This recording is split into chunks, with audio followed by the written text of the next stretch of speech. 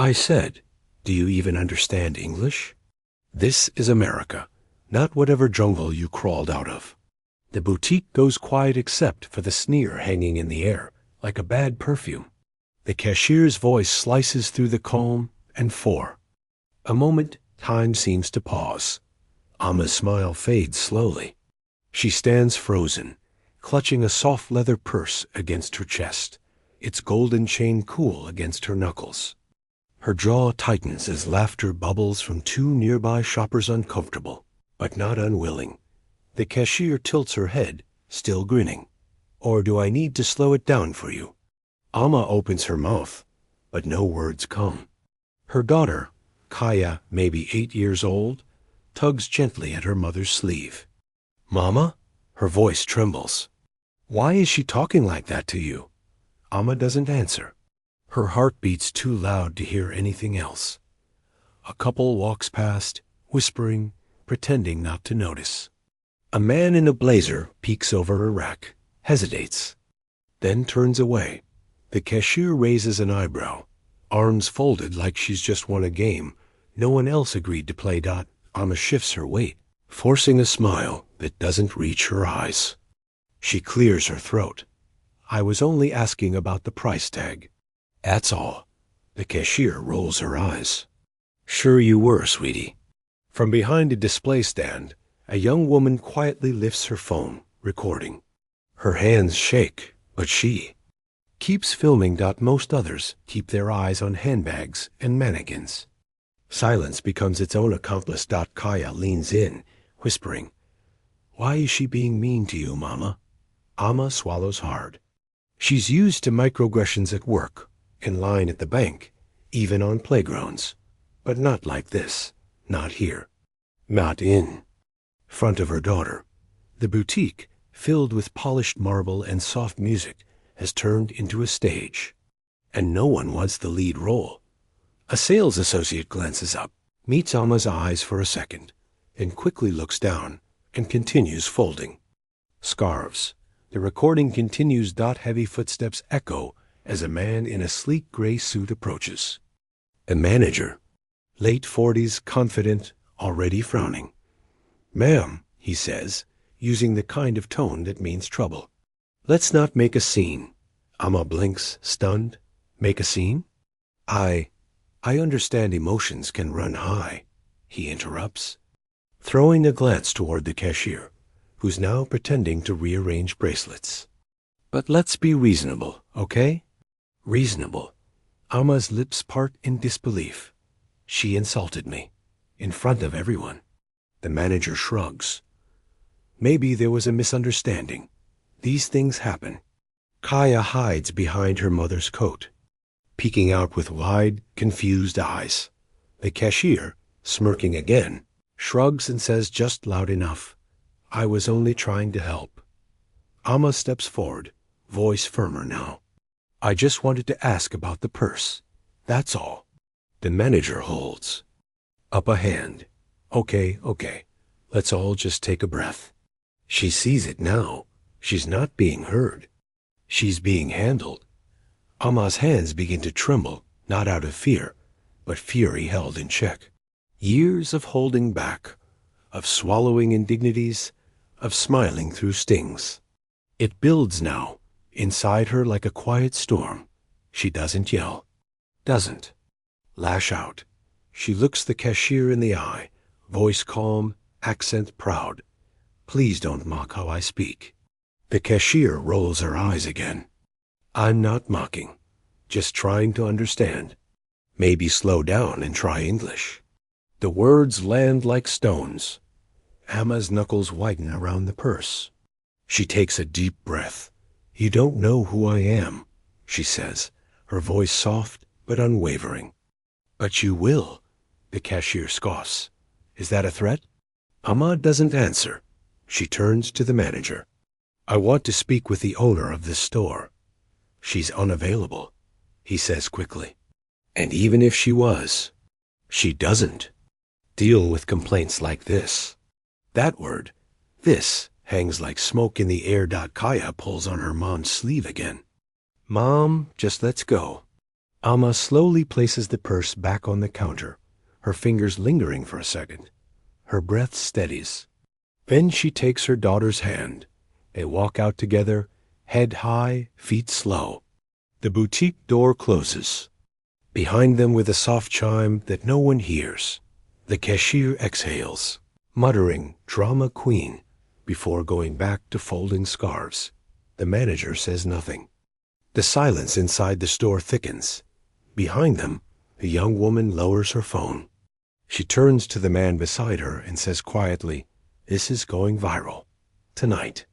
Outside, Kaya's voice breaks the quiet.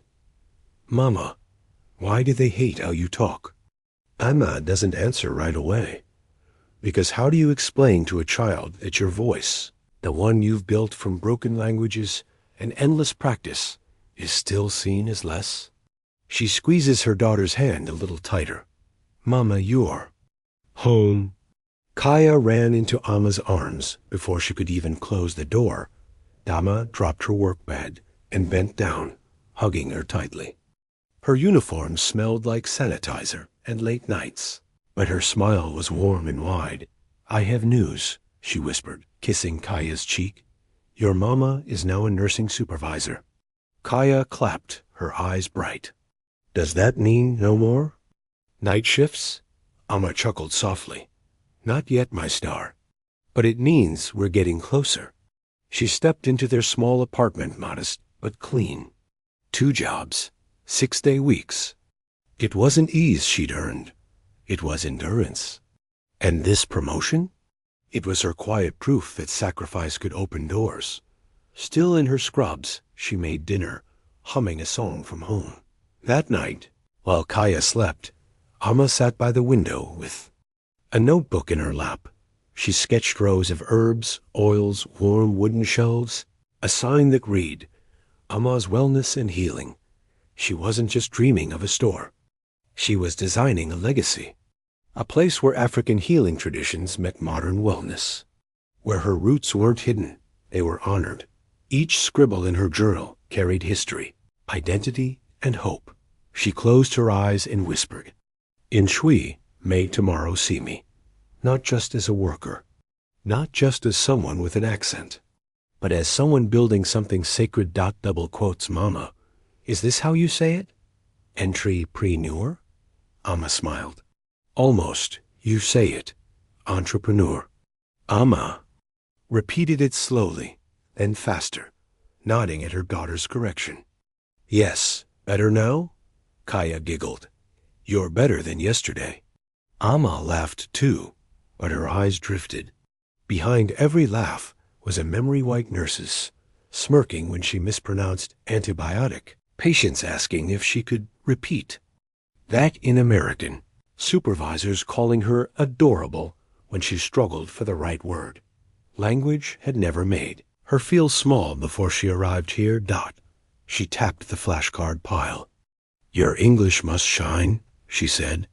"People listen better when it does." But even as she said it, her chest ached. Saturday morning, Amma tied Kaya's favorite ribbons into her braids. "Today's your day," she said, zipping her tiny purse. "Good grades deserve good memories." Kaya bounced on her toes. "Even the math test?" Amma grinned. "Even that one." At the mall, Kaya pointed at everything from perfume counters to escalators, as if discovering treasure.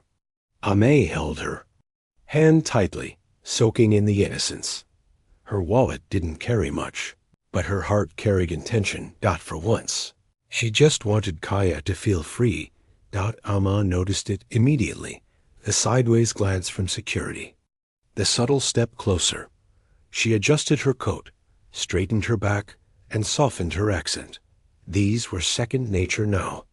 Muscle memory for survival. Kaya twirled ahead near the store windows, giggling at mannequins, but Amma's eyes weren't on the clothes.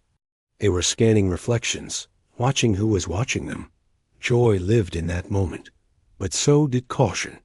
And for black mothers like her, joy was always measured, because even celebration could be interrupted. Amma held Kaya's hand firmly as they stepped inside the boutique. The polished air felt crisp, but the warmth was reserved only for some. "Good morning, ladies. Welcome."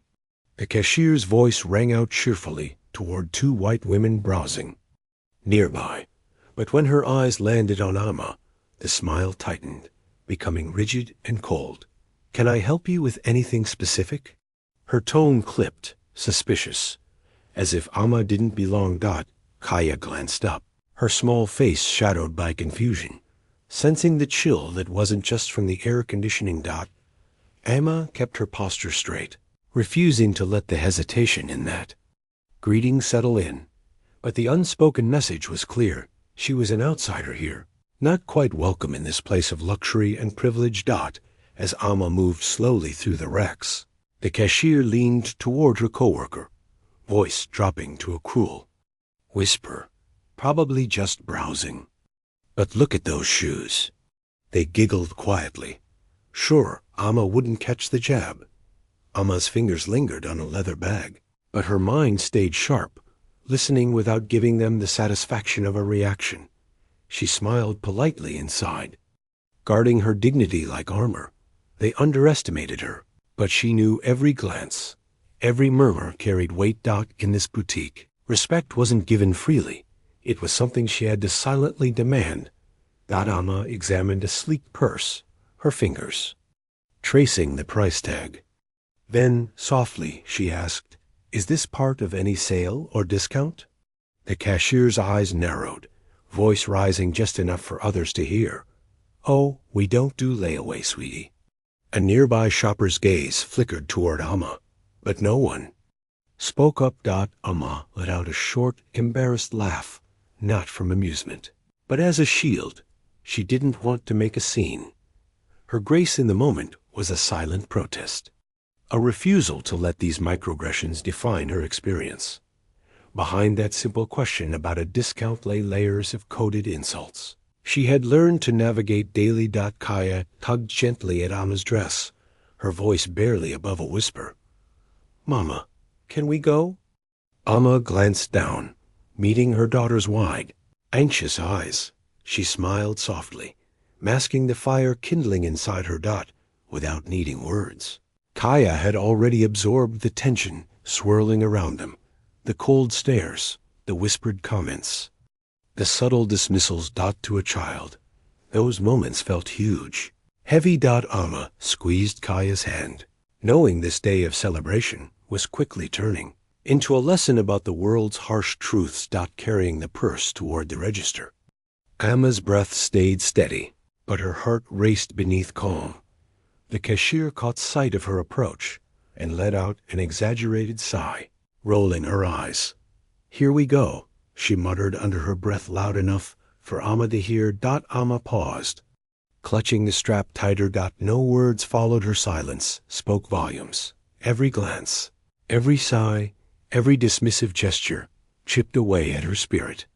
But she refused to crumble. This quiet humiliation was a battle, a test of endurance.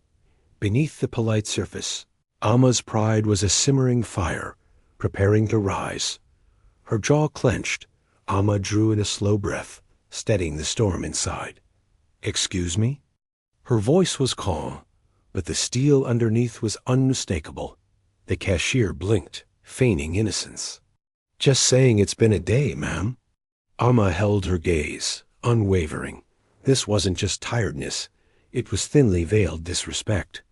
The first time, a shift flickered in the air, subtle but electric. Amma wasn't invisible here. She wasn't going to disappear under their judgment. Her quiet strength began to crack the surface of their arrogance, and the room, for a moment, held its breath. "Can you maybe slow down and try English?" The cashier sneered, her voice louder. Now, carrying across the boutique. Amma opened her mouth to respond, but before a word escaped, the cashier interrupted, mocking her accent with exaggerated, cruel inflections. "We can't help if we don't understand your jungle talk," she added with a smirk, loud enough that heads turned. A heavy silence fell over the room. Customers shifted uncomfortably, some exchanging uneasy glances. Nearby, a woman quietly pulled out her phone, and began recording. Amma's chest tightened. Tears pricked the corners of her eyes, but she refused to break eye contact or lower her gaze. This moment wasn't just about her. It was a reflection of a deeper, systemic humiliation. Kaya's small hand clenched Amma's tightly, the child. Sensing the cruelty, but not fully understanding its roots, the humiliation wasn't hidden anymore. It was out in the open, sharp and raw. And Amma knew this moment would echo far beyond the boutique's walls. The boutique's manager appeared, stepping forward with a measured calm, but his eyes never met Amma's. "What's going on here?" he asked, voice neutral, but the weight of his words suggested otherwise. Amma swallowed her rising frustration and said firmly, "She made fun of my accent." The manager sighed deeply, rubbing his temple as if burdened by an inconvenience. "Ma'am, our staff said you were being aggressive." Amma's jaw tightened, the sting of the accusation cutting deeper than the cashier's mockery. Kaya's fingers curled around hers, steadying both of them. The manager turned to the cashier with a reassuring nod. "You're okay. Don't worry." The cashier's smile widened, triumphant in her safety net of privilege and power. Amma's calm facade flickered for a moment, but she straightened her spine. This wasn't just about one cashier. It was about the system protecting prejudice at every turn. Amma's voice was steady, despite the tremor beneath it. "I want to speak to the owner of this store." The manager paused, then chuckled softly, a sound that didn't reach his eyes. "She's not available. And even if she was, she doesn't deal with complaints like this." His emphasis on "this" sent a clear message. Everyone in the room understood what he meant. Amma was being dismissed, not just personally, but institutionally. Amma lowered her gaze for a moment, absorbing the full weight of the dismissal. But then, with quiet resolve, she lifted her chin. Refusing to be minimized. Kaya watched her mother, sensing the gravity of the moment. Amma's dignity was her defiance. Slowly, Amma placed the purse down on the counter, her movements deliberate and measured. Kaya looked up at her mother, confusion mingling with concern. She didn't fully grasp the injustice, but knew this wasn't ordinary. Taking her daughter's hand, Amma turned and walked toward the exit with a steady, unwavering gaze. A whispered murmur from a customer followed. Unbelievable, but no. One stepped forward to intervene. Each step felt heavier than the last, burdened with the weight of exclusion and betrayal. Yet this walk was not one of defeat. It was silent resistance. A refusal to beg for respect in a place that never intended to give it. Amma's strength was quiet but fierce, echoing in every measured footfall. As they passed through the exit, a voice just out of frame muttered bitterly, "Typical." Amma paused for a heartbeat, but didn't glance back. The woman recording stopped her video, fingers trembling as she realized the power of what she had captured. Kaya's small voice broke the silence. "What did they mean, Amma?" Amma squeezed her daughter's hand tighter, a silent promise in her touch. The camera would speak for them. Now, the story of pain, resilience, and the harsh reality of racism caught on video. And though Amma didn't say it aloud, the world would hear her truth. "This is how they treat a black mother with an accent," the caption read, sharp and unflinching. Within hours, the video of Amma's humiliation exploded across Twitter, drawing hundreds of thousands of views. Comments flooded in people outraged, voices rising in solidarity, sharing their own stories of being silenced, mocked, or marginalized. The hashtags #RespectAccents and #BlackMothersMatter began trending fiercely, creating a digital roar that refused to be ignored. The internet became a battleground, a place where silence was no longer an option. This wasn't just a moment, it was a movement. Some users shared memories of similar microaggressions, while others praised Amma's composed courage. Every comment added fuel to a fire burning far beyond the boutique's cold walls. The viral surge sent A clear message. Racism dressed as casual cruelty would no longer stay hidden in the shadows. The world was watching now, and it demanded. Change. Trevor Noah reposted the video with a powerful line. Her dignity shook the room. So should yours. A prominent activist stitched the clip on TikTok, captioning it, "This is what microaggressions look like when no one intervenes." Across platforms, Instagram Reels, Reddit threads, duets, the story rippled outward. Boutique social media accounts became flooded with scathing, one-star reviews and angry direct messages from strangers who refused to stay silent. The mall issued a vague apology, calling the incident a misunderstanding. But the words rang hollow. If anything, the statement only fueled the backlash, exposing the deep fractures beneath the surface. The pressure mounted, turning a quiet injustice into an unavoidable public crisis. Sitting on her couch with Kaya nestled beside her, Amma scrolled through the endless clips and comments. At first, she was silent, overwhelmed by the magnitude of attention her story had received. Then tears traced down her cheeks, tears born not just from pain, but from the weight of collective recognition.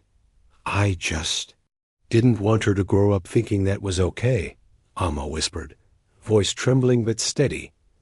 Kaya looked up with a small smile. "Mama, they're listening now."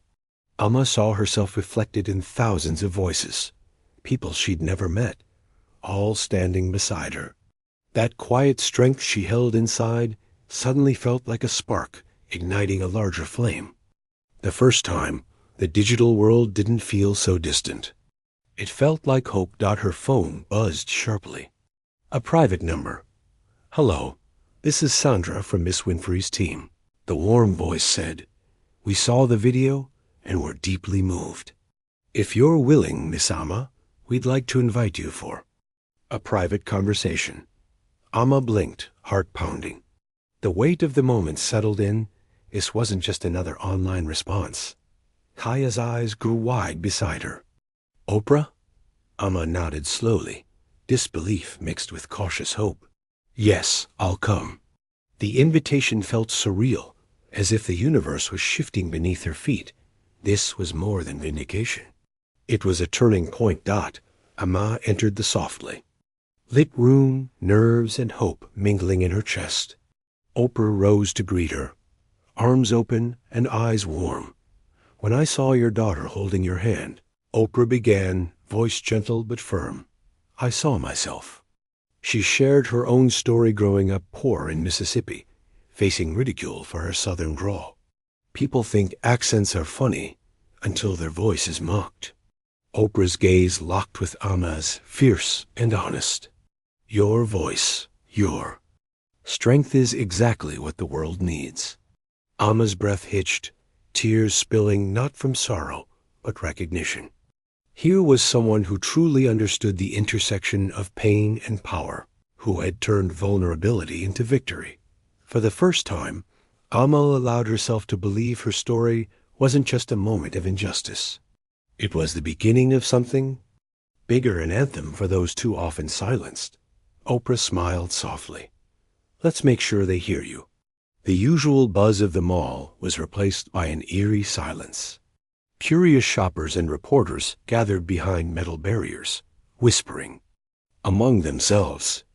A large sign hung on the entrance, "Closed for private event." Speculation ran wild online. What was happening here? Suddenly, a sleek black SUV rolled up, its tires crunching softly on the pavement. The doors opened, and out stepped Oprah Winfrey, her presence commanding attention. Right beside her was Amma, calm but radiant, gripping her daughter Kaya's hand. The crowd fell into a hushed anticipation, sensing something historic was about to unfold. Cameras focused, phones raised. This was no ordinary day. The very space that once witnessed humiliation was now the stage for redemption. Oprah approached the podium with Ami standing firmly by her side. The flashes from cameras were relentless, microphones thrust forward. With a steady voice, Oprah began. Today, we reclaim space. This mall is no longer just a collection of stores. It is a community. I'm proud to announce that I have acquired a significant stake in the management of this property. A wave of murmurs spread through the crowd. Oprah smiled warmly, continuing, "The boutique that once excluded dignity will now become Amma's Wellness Collective. This new space will blend the richness of African healing traditions with modern wellness practices, honoring culture, heritage, and strength." Applause erupted, growing louder, a standing ovation that shook the air. For too long, places like this turned away voices like Amma's. Now they would listen. Now they will learn. Oprah's tone sharpened as she addressed the painful past directly. Yes, the cashier responsible for that day has been dismissed. So has the manager who failed to protect Amma and her dignity. She paused, letting her words settle. But this isn't just about individuals. We don't just remove people, we remove patterns. Facing the cameras, she declared, accents are not a weakness. They are heritage, they are power. Language connects us, it does not divide us. We stand united against hate in all its forms. The crowd erupted into applause again, some wiping tears away. The powerful message was clear. The era of tolerance for casual racism had ended. Amma stepped forward, her voice steady, carrying the proud cadence of her Ghanaian accent. I was not just defending myself that day, she said, eyes scanning the crowd. I was standing for every woman, every person who has ever been made to feel small for speaking differently. She paused, then smiled softly. Thank you to the millions who stood with me, and to Oprah for believing in this fight. Kaya stood close, her eyes shining with pride, a daughter witnessing her mother reclaim her voice, and in doing so, inspire countless others. Kaya held the same purse her mother had once placed down in defeat. But now, it symbolized something far greater, a legacy rewritten. She looked up at Amma and whispered, I'm glad we didn't walk away forever. Amma squeezed her daughter's hand gently, a silent promise passing between them. Together, mother and daughter stood arm in arm, no longer victims, but champions of their story, their heritage, and their voice. The journey wasn't over, but the power to shape the future was finally theirs. Imagine standing there, watching someone treated unfairly just because of how they speak. What would you do at that moment? Would you speak up or stay silent? Think about it, your choice matters. Have you ever faced discrimination because of your accent or background? We want to hear your story. Share your experience in the comments. Your voice can inspire change and build understanding. If this story touched your heart, don't let it end here. Like, subscribe, and share it with someone who needs to hear this message. Together, we can challenge racism and celebrate every voice, because every story deserves to be heard.